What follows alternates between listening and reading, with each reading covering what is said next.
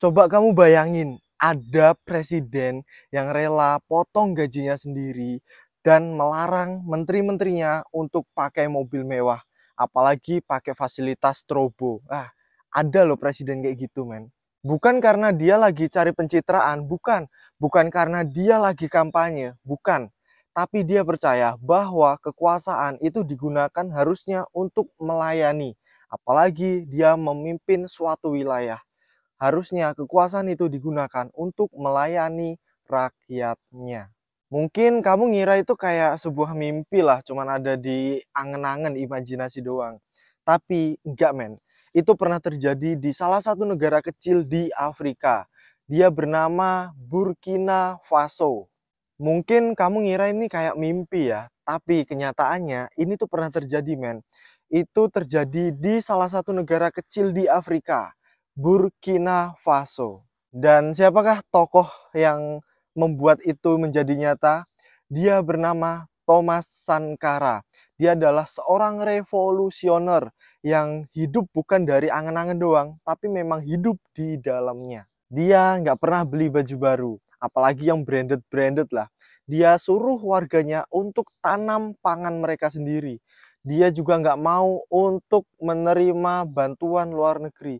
Serta dia nggak mau kayak negara-negara lain yang ada di Afrika yang tunduk sama elit global.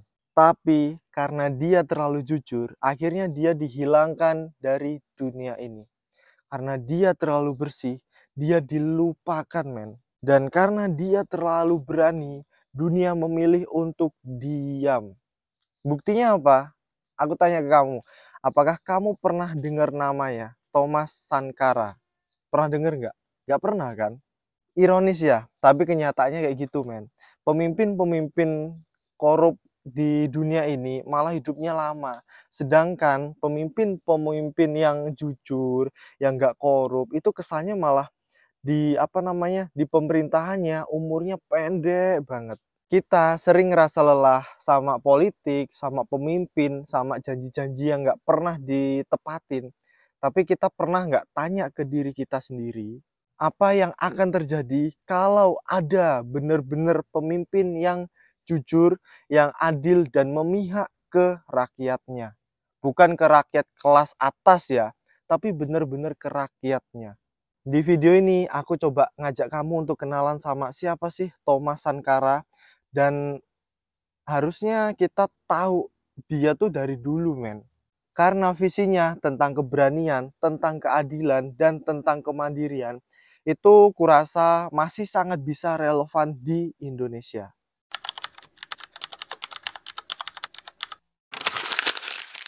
Thomas Sankara lahir di negara kecil di Afrika Barat pada tahun 1949 yang bernama Upper Volta. Tapi setelah itu diganti menjadi Burkina Faso yang artinya tanah orang-orang jujur. Dari nama itu aja udah kayak sebuah clue ya gimana cara hidupnya Sankara. Tapi emang, men, Sankara ini dikenal selama masa hidupnya itu tuh orang yang jujur, orang yang rendah hati. Nah, walaupun dia jujur, tapi mungkin tempat dia hidup di antara negara-negara yang penuh dengan kepentingan. Dia dididik di sekolah militer dan masuk akademi pada umur 17 tahun. Terus singkat cerita, pada tahun 1983, lewat dinamika militer dan politik pada saat itu, pada usianya yang ke-33 tahun, dia naik menjadi seorang presiden. Mungkin di umur 33 tahun saat ini kita masih sibuk untuk melunasi cicilan handphone, cicilan KPR, dan lain sebagainya ya. Tapi buat Sankara, umur segitu adalah momen yang tepat untuk merevolusi sistem pemerintahan dari dalam. Begitu dia naik jadi presiden, langsung perombakan gede-gedean. Yang tadinya disembah-sembah kayak jabatan, kayak diplomat, kayak protokol, penguasaan, semuanya dipangkas sama dia. Bahkan untuk dirinya sendiri, dia minta gajinya untuk dipangkas. Terus dia nggak mau tuh wajah dia ditempel di poster-poster yang ada dimanapun. Dia berpikir bahwa dia menjadi seorang pemimpin itu untuk melayani rakyat, bukan untuk jadi dewa yang disembah-sembah. Kita seringlah dengar bahwa pejabat itu perwakilan rakyat, hidup seperti rakyat. Tapi apakah benar mereka hidup benar-benar untuk rakyat, atau memang hidup seperti rakyat mayoritas, tapi Sankara beda men. Dia hidup kayak rakyat bener-bener dan mungkin lebih sederhana. Pada saat itu mobilnya dia pakai Renault 5 yang saat itu mobil paling murah di Burkina Faso. Kemudian untuk bajunya gimana? Dia ngejahit sendiri. Terus untuk tempat tinggalnya, mungkin banyak yang dapat fasilitas, dapat rumah mewah ya. Nah, tapi dia enggak men. Dia masih menggunakan rumahnya di wilayah militer yang sederhana lah, komplek militer lah. Tanpa ada pagar tinggi, tanpa ada ajudan yang di mana-mana. Pokoknya seperti biasanya lah sebelum dia jadi presiden. Tapi nyatanya malah hal seperti itu yang dianggap berbahaya untuk dunia. Kenapa? Bukan karena dia punya senjata, bukan karena dia punya militer, bukan karena dia punya senjata rahasia, tapi karena dia jadi contoh. Dan kalau ada yang ditakutin sama elit global, mungkin bukan pemberontakan, tapi tentang rakyat yang sadar akan kemampuan mereka berdiri sendiri.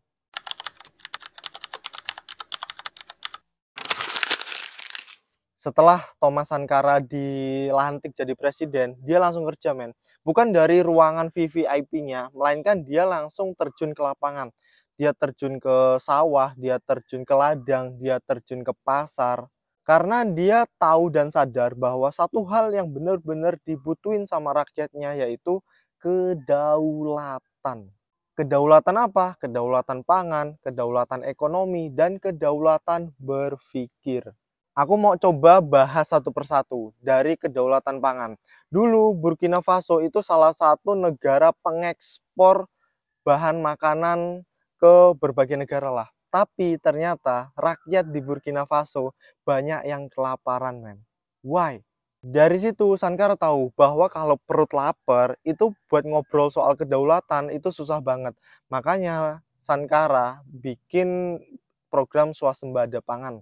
Bukan gimmick, bukan lewat bansos, tapi lewat redistribusi lahan ke para petani. Terus dia bikin subsidi ke pupuk-pupuk pertanian. Setelah itu dia menyediakan alat pertanian. Dalam 4 tahun, negaranya bisa makan dari tanah mereka sendiri.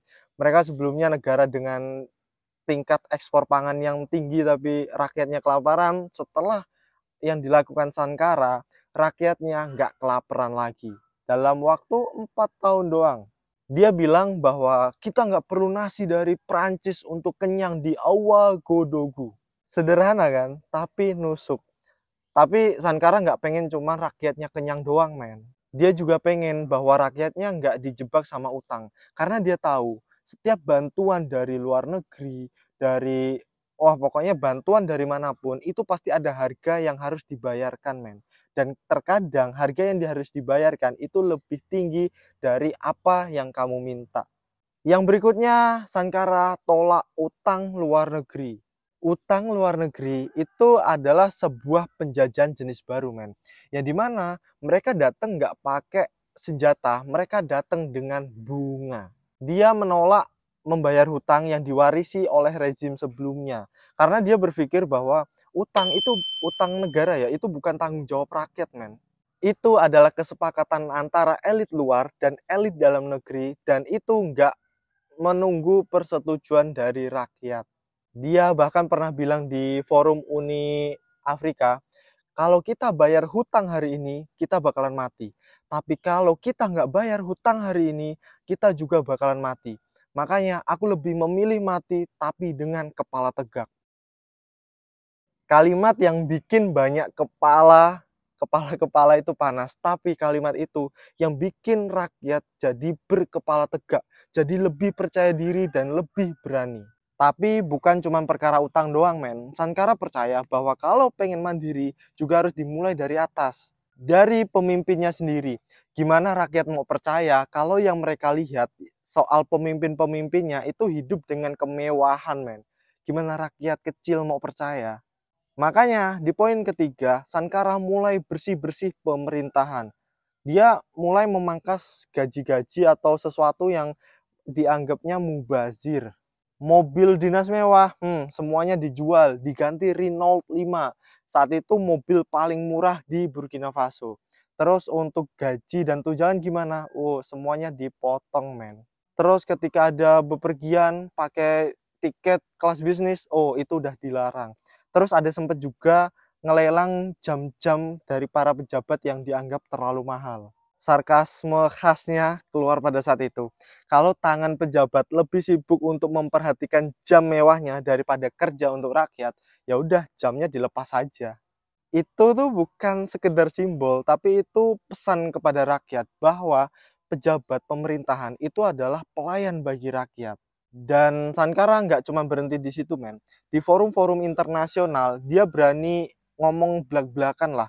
Bikin kelompok-kelompok atau negara-negara Eropa dan Amerika itu ngerasa gelisah. Ada satu momen, ini poin nomor 4, waktu Sankara hadir di sidang PBB dan Uni Afrika, dia berdiri dengan berani dan mengatakan dengan lantang bahwa kami tidak akan membayar hutang yang tidak kami lakukan. Dia bicara atas nama negara-negara miskin, men. Negara-negara yang selama ini citranya tuh dibentuk sebagai negara-negara peminta-minta, men. Padahal kenyataannya mereka itu negara-negara yang diperas dengan cara yang cukup canggih lah. Tapi pidato itu nggak pernah viral karena memang dunia nggak mau ada pidato seperti itu keluar dari omong orang yang nggak punya kekuasaan untuk dunia ya.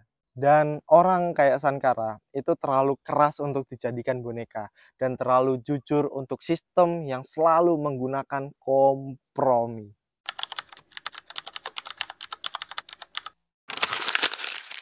Pada tahun 1987, dia dapat tekanan yang sangat luar biasa, men. Itu masa jabatannya baru 4 tahun.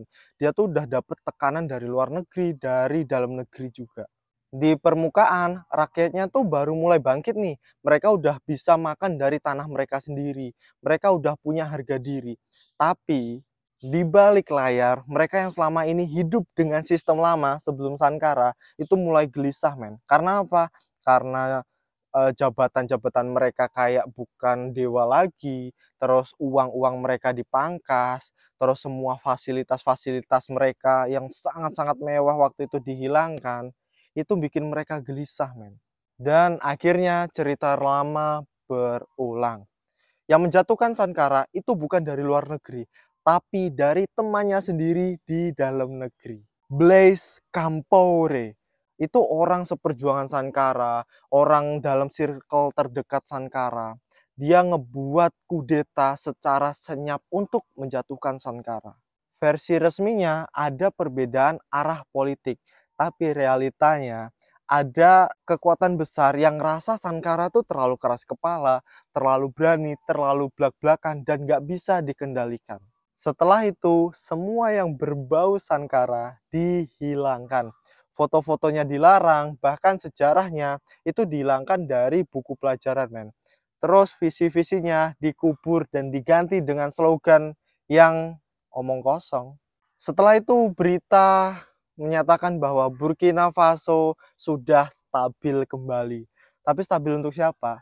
Ya stabil untuk mereka, pejabat-pejabat dari sebelum masa jabatan Sankara yang ngerasa udah kembali ke semula. Dengan kemewahan, dengan fasilitas yang mereka dapatkan. Tapi asal kamu tahu, kasus Sankara ini bukan satu-satunya, men. Kalau kita coba lihat sejarah, ada beberapa kasus yang mirip sama di Sankara. Di Amerika Latin, Salvador Allende, yang dia tuh coba untuk lepas dari tangan asing, tapi akhirnya dia juga diganti. Di Timur Tengah, ada Muammar Gaddafi. Dia akhirnya kembali ke pelukan Sang Maha Kuasa karena dia nggak mau nerima sistem dari elit global. Bahkan di Asia, pemimpin-pemimpin yang terlalu bersuara tentang kedaulatan ekonomi itu pelan-pelan dibungkam dan digiring opini masyarakatnya untuk tidak mempercayai dia. Maka pertanyaan yang dalam pun muncul di benakku. Kalau nanti Indonesia punya pemimpin kayak Sankara, apakah kamu berani untuk mengawal itu, untuk mengamankan orang seperti dia karena itu diperlukan untuk rakyat kecil kayak kita? Atau justru kita malah jadi rakyat, jadi warga, jadi masyarakat yang ikut mencibir tentang pemimpin yang seperti Sankara itu. Hanya karena orang itu nggak viral, hanya karena orang itu nggak punya slogan yang bombastis, yang mimpi-mimpi, hanya karena orang itu nggak ngasih kamu 100.000 sebelum pemilihan. Kamu mau yang mana? Jangan-jangan kita tuh lagi disiapkan untuk nggak betah, nggak mau nerima soal kejujuran. Karena kita semua udah terbiasa dipimpin sama pemimpin yang fokus dengan pencitraannya doang. Katanya semuanya demi rakyat, tapi nyatanya, komen di bawah.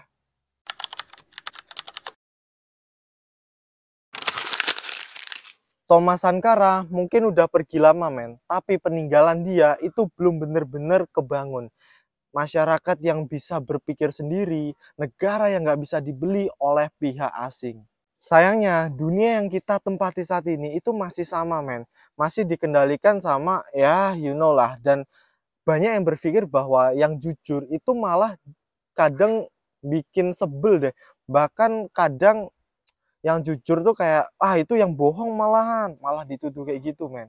Jadi kamu harus sadar, kalau kita cuman diem aja, maka sistem akan memilih yang bisa dikendalikan, bukan yang bisa dipercaya oleh rakyatnya.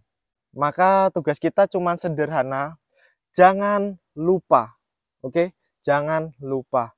Jangan biarkan pemimpin yang bagus kayak Sankara itu dilupain dan hilang gitu aja. Udah kayak dianggap mitos legenda doang. Jangan lupa sama kasus-kasus yang akhirnya nggak selesai. Kasus apa yang di Indonesia banyak men. Karena kalau kita sampai lupa, maka dunia akan dimenangkan oleh yang kuat, bukan yang benar. Dan kalau kamu ngerasa video ini bikin kamu mikir, jangan ragu untuk nge-share ke teman-temanmu atau ke status WA-mu atau apapun itu. Dan jangan lupa untuk subscribe kalau kamu ngerasa ngebantu sama videoku ini. Dan mari kita diskusi di kolom komentar and see you.